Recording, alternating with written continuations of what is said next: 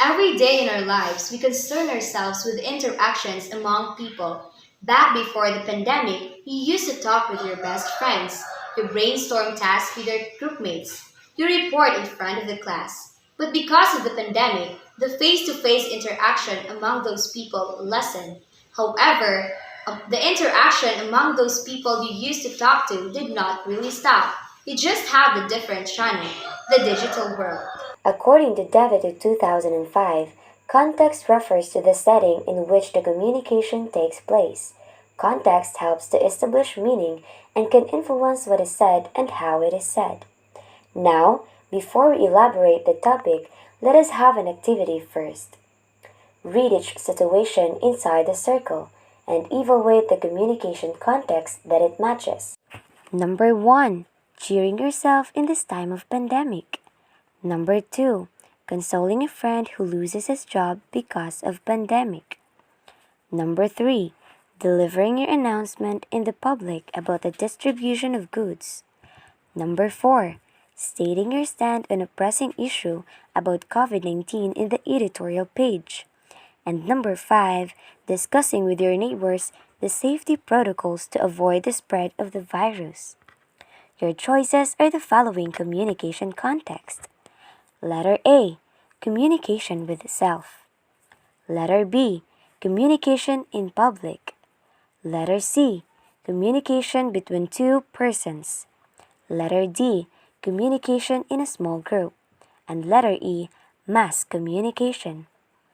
For situation 1, the communication context is letter C. This is communication but with two persons, you and your friend. For situation 2, the communication context is letter B. This is communication with yourself. 3. The communication context is letter A. During graduation ceremonies, we expect a great number of people. For situation number 4, the communication situation is letter E. This is communication in a small group. The number of people is 10 or less. For situation number 5, the communication situation is D. This is communication using the media. An editorial page is found in newspaper, which is a type of print media that could be read by an even greater number of people from different places. The given communication context in the activity we just did are divided into 4 types of speech context. But for now, we will focus our discussions with the intrapersonal and interpersonal communication. Let's also find out what are the 2 types of interpersonal communication. Let's start with the first one, the intrapersonal communication. Interpersonal communication is a type of speech context that focuses on one person, or the speaker acts as a sender and the receiver of the message. It is also considered as the brain of the speaker. The channel of communication for intrapersonal communication is the brain of the speaker that processes his or her thoughts or feelings. Basically, this is talking to yourself. This may be done quietly inside your head, but some do this while actually talking or looking themselves in the mirror. How often do you talk to yourself and why do you do it? Talking to oneself is done for many reasons, but mostly when we feel strong emotions. One example is whenever we're losing our drive to finish our task, we cheer or motivate ourselves to do it.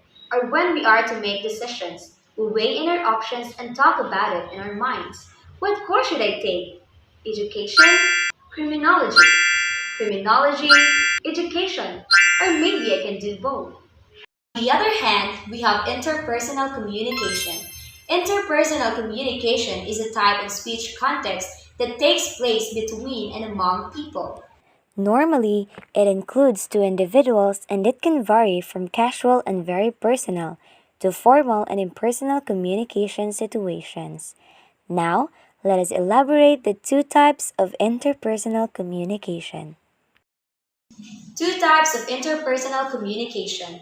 The first one is communication that happens between two people, or when you are interviewed by a university staff for college application, or when you console a sad friend, or when you hear your mother and father discuss financial matters in the living room.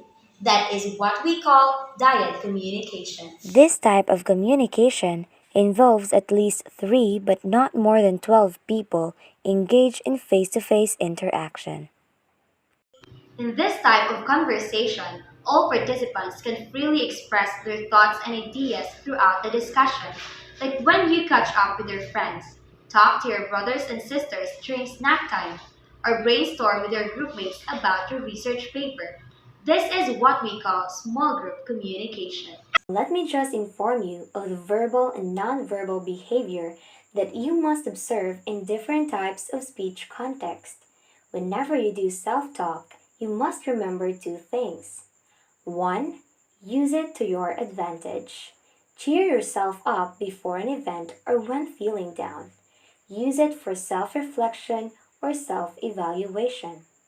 Just a reminder, do self talk to encourage or motivate yourself to feel better. Teacher J's reminder, do better and be better. Number 2, don't overdo it while it's normal to talk to yourself constantly. It is better not to overuse this type of speech context. The most common reason why people end up talking to themselves is because they feel like they do not have someone else to talk to. To address this, you need to be more sociable. It would allow you to talk to more people other than yourself. When talking to one person or a small group of people, take note of these two things. Number 1, listen carefully. Needless to say, that is the very basic foundation of effective communication. You have to listen carefully and understand what the other person says. Asking clarifying questions lets the other person know that you are indeed listening attentively. Be an active participant in the process. Number 2, check your tone and body language. As what you have learned from your previous lesson, nonverbal cues are vital in the communication process. The vocabulary of the body speaks louder than the actual words you say. Lastly, when talking to a large audience, you must come prepared. Speaking in front of the crowd requires many preparations, from analyzing your target audience to planning and drafting your speech up to the rehearsing part, and for mass recording up to the editing and posting part. Be yourself while you are on stage and speak in the way that you will be easily understood by your audience. And there we have it. We are finally done discussing different speech contexts. Now, before we end this video, there's still one last thing you have to do. I want you to do self-talk and share it through mass communication. Reflect on what you would advise yourself to do so you can become a better communicator. Write your answer in this format. Dear Self, and inside it is your realization and advice.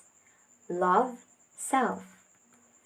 After doing this, do post on your Facebook page using the hashtag #OralCalmIsFun so we can easily see your answers. The best one will gain extra points on their total score. Total number of reactions will also be considered. So, you better make sure that your post is public. Now we are your Ma'am J's, leaving a message. Do not just speak with your mind, but speak with your heart.